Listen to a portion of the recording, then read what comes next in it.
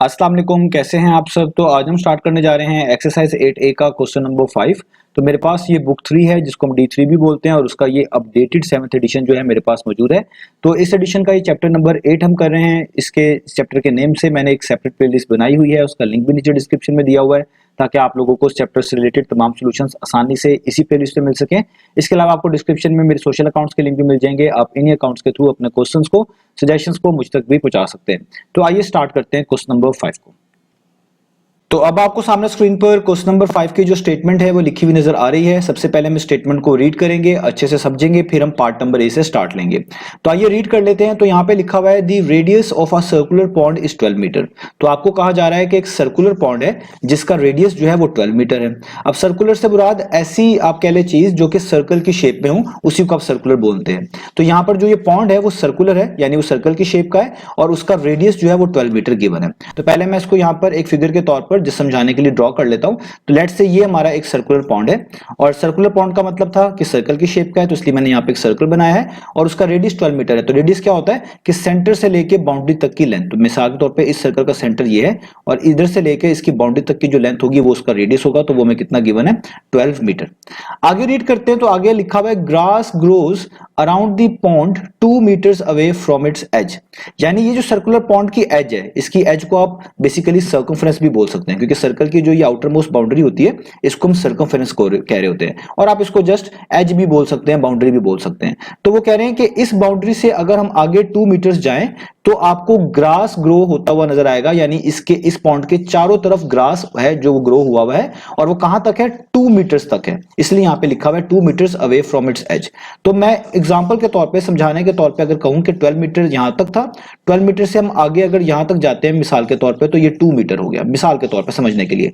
तो इस 2 मीटर तक इस सर्कुलर पॉन्ड के इर्द गिर्द ग्रास ही ग्रास है।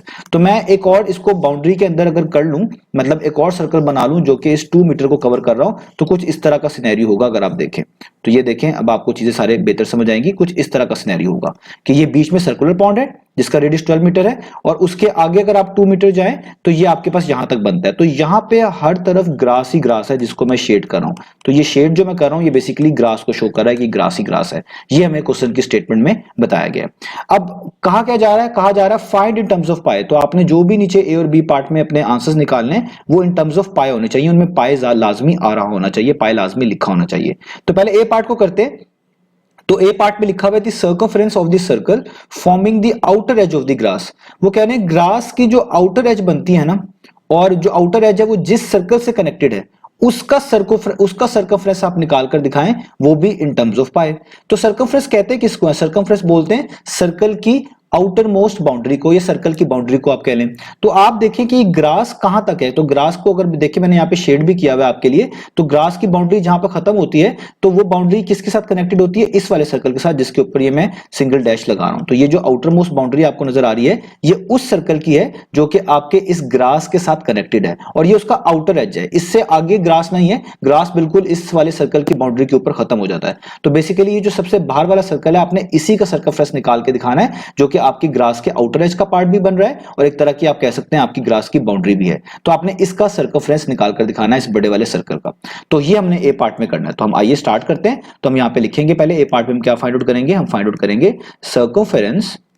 Circumference of the circle forming, जो कि बना रहा है फॉर्मिंग द आउटर एज, और किसका आउटर एज, ग्रास की आउटर एज ऑफ ग्रास। तो ये हम कैसे फाइंड आउट करेंगे, आपको ये सारी चीजें पहले से मालूम है कि जब भी आपने किसी भी सर्कल का सर्कमफ्रेंस निकालना होता है तो उसको हम रिप्रेजेंट करते हैं सी के साथ और उसका फॉर्मूला होता है 2 पाई आर। पाई की वैल्यू आपको पता ही है 22/7 भी यूज कर सकते हैं, 3.142 भी यूज कर सकते हैं और कैलकुलेटर वाली वैल्यू भी यूज कर सकते हैं। यहां पे तो पाई की वैल्यू हमने पुट करनी ही नहीं है क्योंकि हमें खुद से कहा गया है कि आंसर को इन टर्म्स ऑफ पाई देना है, यानी पाई तो वैसे का वैसे रहेगा। आर का मतलब रेडियस होता है। तो अगर आपने किसी भी सर्कल का सर्कमफ्रेंस निकालना है तो आपको रेडियस लाजमी मालूम होना चाहिए। और रेडियस क्या होता है, सर्कल के सेंटर से लेकर उसकी बाउंड्री तक का डिस्टेंस, बाउंड्री तक की लेंथ। तो आइए हम देखते हैं कि हमारे पास रेडियस क्या गिवन है। तो अगर आप देखें ये दोनों जो बीच में सर्कुलर पॉइंट बना हुआ है ये वाला सर्कल और जो बड़ा वाला सर्कल बना हुआ है, इनका सेंटर ये कॉमन ही है।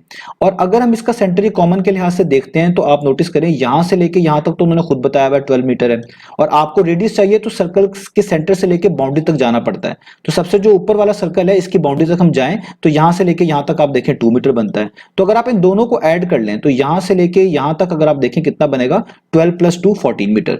इधर से लेके इधर तक 12 और इधर से लेके इधर तक बाउंड्री तक, आउटर बाउंड्री तक 2, तो 12 + 2 कितने होते हैं, वो होते हैं 14। तो आपके पास बेसिकली 14 मीटर आता है जो कि रेडियस होगा इस बड़े वाले सर्कल का या इस आउटर मोस्ट सर्कल का। तो आप यहां पे लिखेंगे कि आपका 2 वैसे का वैसे ही आएगा, पाई वैसे का वैसे ही आएगा, और रेडियस कितना है मैं यहां पे मेंशन कर देता हूं, आपने भी इस रेडियस को मेंशन कर लेना। ये रेडियस हमने निकाला कैसे है कि जो सर्कुलर पॉइंट था उसका सर्कल से लेके बाउंड्री तक की डिस्टेंस जो थी हमारे पास वो 12 मीटर थी, और जो जहां तक ग्रास ग्रो हुआ था आउटर मोस्ट बाउंड्री के सर्कल तक उसकी जो लेंथ थी वो 2 मीटर थी। तो 12 मीटर में हमने 2 मीटर क्या कर दिया, प्लस कर दिया, तो हमारे पास रेडियस आ गया सबसे आउटर मोस्ट सर्कल का जो कि कितना आता है 14 मीटर। तो आपने ये चीज भी यहां पर इस तरीके से मेंशन कर देनी है।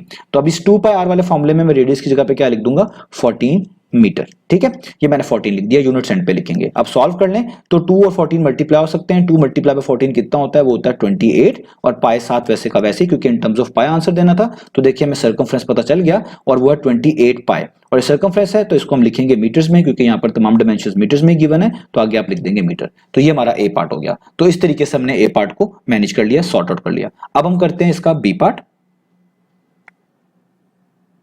तो अब हम स्टार्ट कर लेते हैं पार्ट नंबर बी को। तो पार्ट नंबर बी में लिखा हुआ है the area of the land between the pond and the outer as of the grass. तो वो कह रहे हैं कि आप हमें इन टर्म्स ऑफ पाई जो है एरिया निकाल कर दिखाएं उस लैंड का जो कि पॉन्ड और outer as of the grass के दरमियान बनता है। अब देखिए ये जो 12 मीटर जहां तक लिखा हुआ है ये था पॉन्ड, ये पूरा का पूरा पॉन्ड है, मैं यहाँ पे मेंशन भी कर देता हूँ। ठीक है, और ये जो आउटर मोस्ट सर्कल की जो बाउंड्री है वो यहाँ पर खत्म हो रही है, ये जो बीच में मैंने शेड किया हुआ है ब्लैक कलर के साथ लाइंस लगाई हुई है, ये ग्रास था। तो ग्रास की आउटर मोस्ट बाउंड्री और पॉन्ड के दरमियान जो एरिया बनता है वो ये वाला है जो मैं ग्रीन कलर के साथ आपके लिए शेड कर रहा हूं। ये सारा का सारा वो एरिया है जो कि ग्रास की आउटर मोस्ट बाउंड्री और सर्कुलर पॉन्ड के दरमियान आता है। तो वो आपको कह रहे हैं कि जस्ट इसका एरिया फाइंड आउट करके दिखाएं।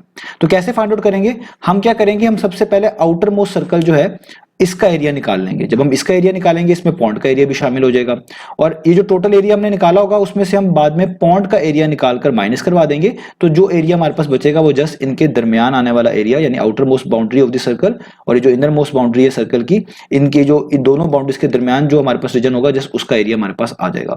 तो हम यहाँ पे लिखते हैं, तो कैसे हम करेंगे, तो हम यहाँ पे फाइंड आउट करने जा रहे हैं area of the land, area of the land between the pond and the outer edge of the grass and the outer edge of the grass। तो सबसे पहले हम क्या करेंगे, हम सबसे पहले जो outer as of the grass है जो जिस बाउंड्री के साथ कनेक्टेड है, यानी जिस सर्कल के साथ वो कनेक्टेड है, जो सबसे बड़ा सर्कल है, हम इसका एरिया निकालेंगे। तो आपको पता है सर्कल का एरिया क्या होता है, सर्कल का एरिया का फॉर्मूला होता है पाई आर स्क्वायर। तो हम यहाँ पे लिखेंगे पाई आर स्क्वायर। तो ये जो हमारे पास हमने एरिया का फॉर्मूला लिखा हुआ है ये आप लिख दें area of a big circle. ये जस्ट समझाने के लिए आप ना भी लिखें, जो सबसे बड़ा सर्कल बन रहा है ये हमने उसके एरिया के लिए यहाँ पर फॉर्मूला लिखा है।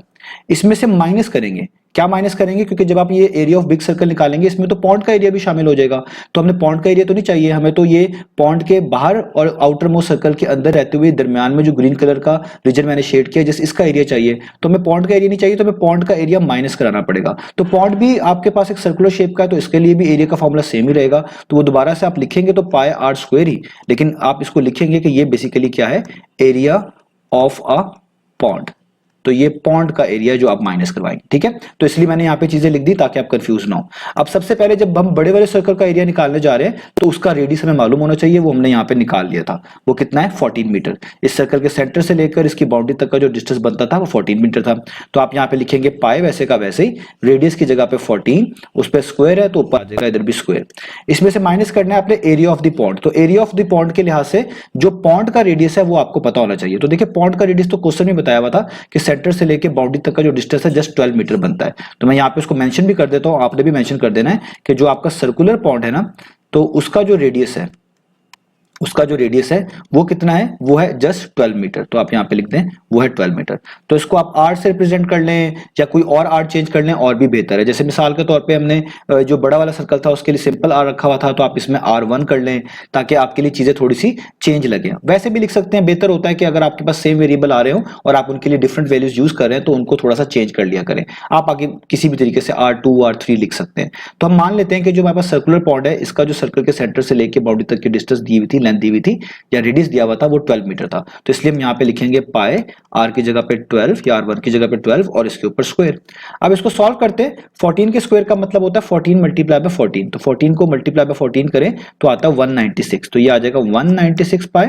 और 12 के स्क्वायर का मतलब होता है 12 मल्टीप्लाई बाय 12, तो वो होता है 144। तो ये हो जाएगा 144 पाई।